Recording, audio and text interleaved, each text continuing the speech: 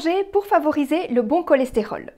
Je reçois régulièrement la remarque que notre corps a besoin de cholestérol et qu'il est donc dangereux de réduire l'apport en graisse.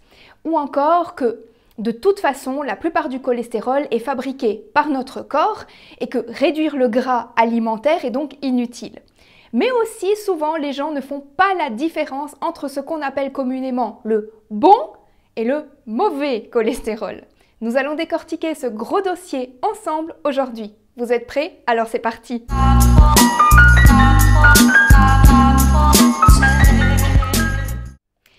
Il y a beaucoup d'incompréhensions et de fausses croyances concernant le cholestérol. Et c'est normal, les gens ne connaissent qu'une toute petite partie du sujet et se basent là-dessus, alors que, en fait, c'est un sujet beaucoup plus vaste. Afin que vous y voyez plus clair, j'ai scrupuleusement préparé cette vidéo. J'espère que j'aurai réussi à vulgariser le sujet au maximum.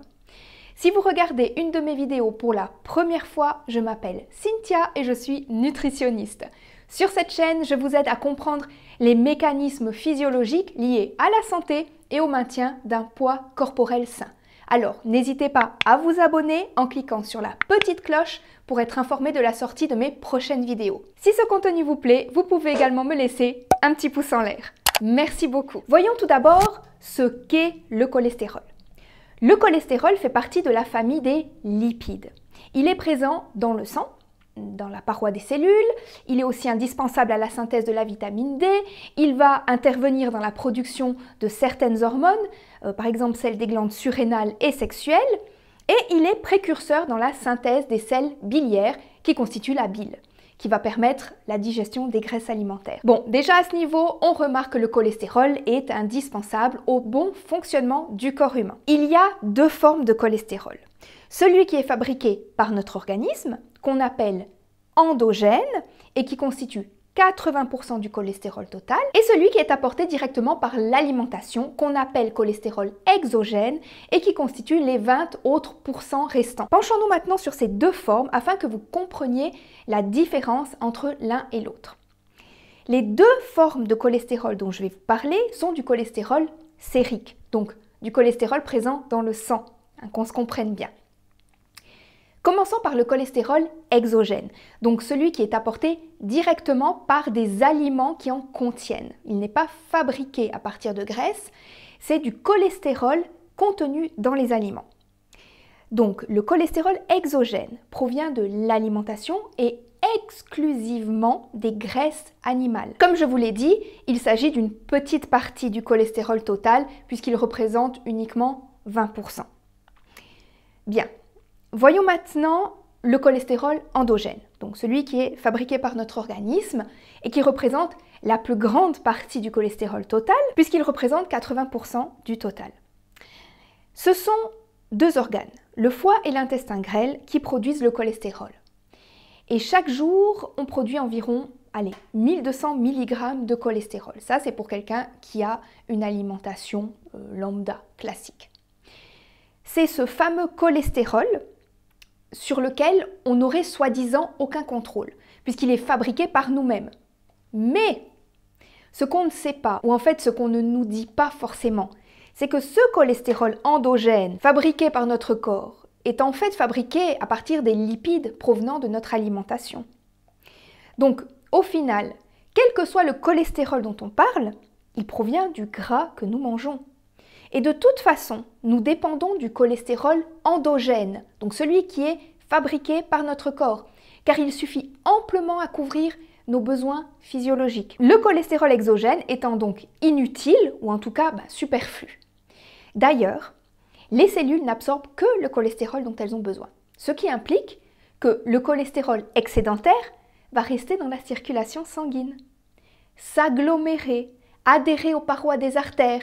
Il va venir, si vous voulez, boucher les petits trous, les petites lésions qui sont existantes à l'intérieur de nos parois artérielles. Et c'est ça qui peut à terme produire des caillots qui, en se détachant, vont obstruer la circulation sanguine et provoquer ce qu'on appelle des attaques, qu'elles soient cardiaques ou cérébrales, ou encore des thromboses veineuses. Donc, à ce stade de mes explications, vous comprendrez que le problème, c'est bien le gras, quoi qu'on vous en dise.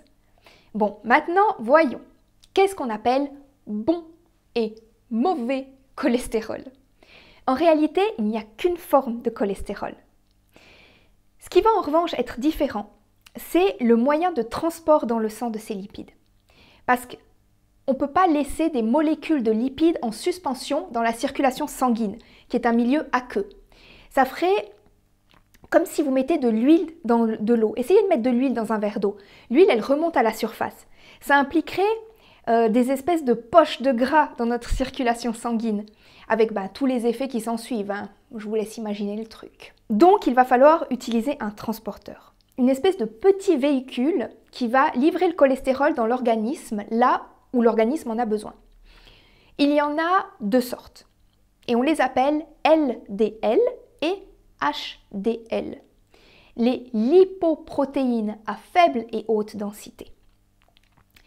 Les transporteurs les plus nombreux sont les LDL. C'est ceux qui sont problématiques, car ils vont provoquer la calcification des artères, appelée aussi artériosclérose. Le HDL, quant à lui, va plutôt lutter contre cette maladie, mais il est aussi présent en plus faible quantité dans l'organisme. Mais l'important au final, c'est pas vraiment la quantité de cholestérol, mais plutôt le rapport entre les quantités de chacune des formes. Si vous avez beaucoup de LDL et peu de HDL, c'est problématique. En revanche, si vous avez un bon ratio LDL-HDL, c'est mieux. C'est comme pour les oméga 3 et les oméga 6. Les oméga 6 ne sont pas un problème tant que nous avons assez d'oméga 3. Un autre exemple, c'est la balance acido-basique. Si vous mangez assez d'aliments basifiants, vous pouvez vous permettre une certaine quantité d'aliments acidifiants. Voyez où je veux en venir? Et donc, plus votre taux de HDL, donc de bon cholestérol, dans le sang est élevé, et mieux ça vaut. Alors, comment faire pour améliorer son taux de HDL?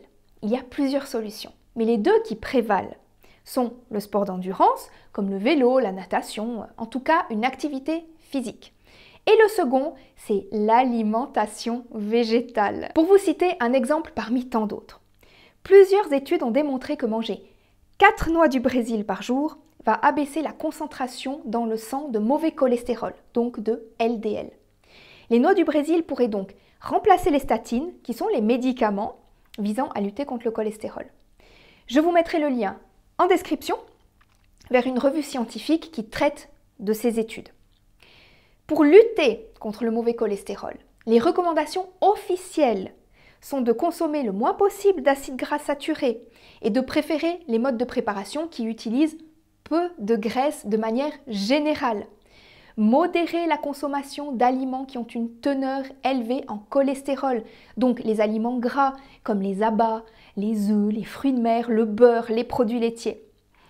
Manger beaucoup de produits riches en fibres, en céréales complètes, des pommes de terre, des légumineuses, des fruits, des légumes, car ces aliments favorisent la diminution du taux de cholestérol. Et évidemment, si vous utilisez de l'huile, prenez une bonne huile.